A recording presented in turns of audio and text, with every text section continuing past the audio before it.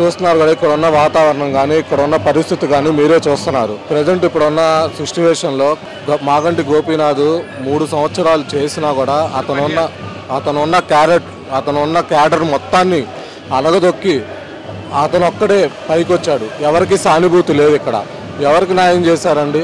వీరు first election చేసిన వాళ్ళు సెకండ్ ఎలక్షన్ లేరు, సెకండ్ ఎలక్షన్ చేస్తున్నాడు థర్డ్ ఎలక్షన్ లేరు, థర్డ్ ఎలక్షన్ చేస్తున్నాడు ఫోర్త్ ఎలక్షన్ లేరు. అంటే ఇప్పుడు చనిపోయే ముందు కూడా అతని కోసం 3 సంవత్సరాలు 3 ఎలక్షన్ చేసిన వాళ్ళు కూడా ఈరోజు వాళ్ళు కూడా లేరు. అంటే ఆ రకంగా ఆయన చాలామందికి అన్యాయం చేసి ఎవరికి న్యాయం చేయాల. మొత్తం మీద చేస్తే ఒక డివిజన్కి ఒక 10 మంది దగ్గరకే న్యాయం చేశాడు. అభివృద్ధి విషయంలో ఏమైనా డెవలప్మెంట్ జరిగిందా మరి ఈ ఏరియాలో? గోపీనాథ్ గారు సొంత నిధులతో కానీ సొంత డబ్బులతో కానీ ఏం చేయలేదు. అధికారం ఉన్నప్పుడు అధికారంతో చేశాడు తప్ప అతను సొంతగా ఎవరికి ₹1 కూడా ఇవ్వలేదు. ₹1 సాయం ఇప్పుడు మహిళలకి ఇచ్చాను, కళ్యాణ లక్ష్మి ఇవన్నీ ఇచ్చినాక గవర్నమెంట్ పథకాలు ఇచ్చాడు కానీ అతను సొంతగా ఏమీ ఇవ్వలేదు. ఎట్లా ఉండబోతుంది? ఇప్పుడు నవీన్ యాదవ్ గారికి టికెట్ ఇచ్చిండ్రు, బీసీ సామాజిక వర్గం అంటున్నారు. అధికారంలో కాంగ్రెస్ పార్టీ ఉంది, ఇక్కడ సిట్టింగ్ బీఆర్ఎస్ స్థానం. ఇప్పుడు అధికారంలో కాంగ్రెస్ పార్టీ ఉంది. ఇక్కడ హైడ్రా అని అదని ఇదని ఓన్లీ సృష్టిస్తున్నారు తప్ప ఇక్కడ బస్తీలో ఎవరిల్లు పగలగొట్టారండి? చూపించండి. ఆయన ఏమన్నాడు? చెరువుల దగ్గర అక్రమంగా ఉన్నాయి పగలగొట్టాడు కానీ బస్తీ వాళ్ళ దగ్గర ఎవరి దగ్గర అన్నా పగలగొట్టారా? నిరూపించండి. ఓకేనా?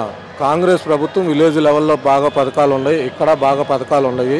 బీఆర్ఎస్ మాగంటి గోపీనాథ్ వల్ల ఎవరు ఏమీ చేయలేదండి. భారీ టికెట్ ఇచ్చారంటే వాళ్ళ సానుభూతి కోసం ఇచ్చారు. వాళ్ళకి క్యాండిడేట్ కూడా దొరకలేదు. సానుభూతి ఓట్లు పడతాయి అన్నారు. సానుభూతి ఓట్లు ఎందుకు పడతాయండి? గోపీనాథ్ గారు చనిపోయి 6 నెలలు 7 నెలలు అయింది. ఇక్కడ ఎవరైనా సరే బస్తీలో కానీ సరే జూబ్లీ కాన్స్టిట్యున్సీలో ఎక్కడైనా సరే ఆయన విగ్రహం పెట్టారా?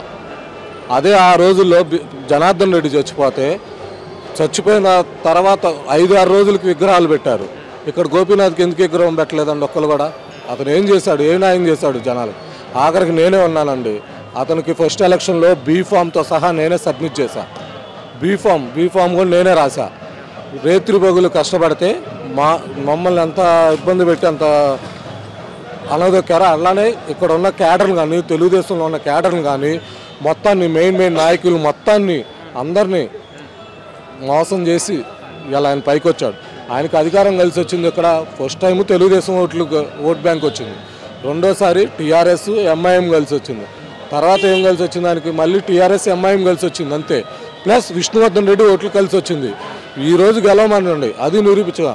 పద్దాలు మాట్లాడితే కేటీఆర్ కాంగ్రెస్ టీఆర్ఎస్ సీటు అన్నాడు. ఇది తెలుగుదేశం సీటు.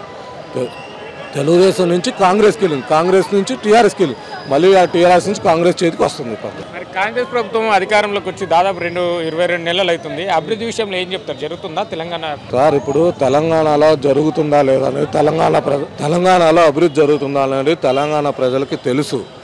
ఓకే, ఇప్పుడు ఎవరు పథకాలు అన్నీ అమలు చేస్తున్నాడు, నోటిఫికేషన్లు కూడా ఇస్తున్నాడు. వాళ్ళు గత 15 సంవత్సరాలుగా నోటిఫికేషన్ ఇచ్చారా? వీళ్ళు ఇచ్చారు నోటిఫికేషన్. ఓటాబోటీ లేదండి, వన్ సైడ్ కాంగ్రెస్ ఓటింగ్ ఉంది. అది వన్ సైడ్ కాంగ్రెస్. కావాలంటే మీరు గోపీనాథ్ది సానుభూతి ఏమీ లేదండి. అతను ప్రజలకు చేసింది ఏమీ లేదు. ప్రజలకు ఏం చేశాడు అనేది చెప్పండి. అతను గవర్నమెంట్ పథకాలు తప్ప అతను వ్యక్తిగతంగా ఏం చేశాడో చెప్పమని నిరూపించండి. అతను వ్యక్తిగతంగా ఏమి చేశాడు జనాలకి? అందరినీ క్యాడర్ని పిలుస్తాడు, నీకు నువ్వే చేయాలి, నువ్వే అభివృద్ధి చేయాలి, మొత్తం అంతా హైక్లు వేస్తాడు, నాన్నగాడు మోసం చేస్తాడు, కూర్చోబెడతా. ఇలా ఇక్కడ బడా నాయకుల్ని తెలుగుదేశం కార్యకర్తలు కానీ కాంగ్రెస్ కార్యకర్తలు కానీ ఎవరైనా సరే తెలుగుదేశం వాళ్ళని కానీ ఎవరైనా సరే అందరినీ అనగదొక్కాడు, మోసం చేశాడు. కాబట్టి ఇలా అతను ఎవరి మీద సానుభూతిని చెప్పండి. 6 నెలలైంది చనిపోయి. ఒక్కలైనా విగ్రహం పెట్టారా? చూపించండి. ఒక్కలైనా ఫోటో ఏడైనా సంపాదన సభలు పెట్టారా? అతను ఏదో తర్వాత 10 రోజుల తర్వాత తప్ప మిగతా రోజుల్లో ఎవరు చేశారు చూపించమనండి.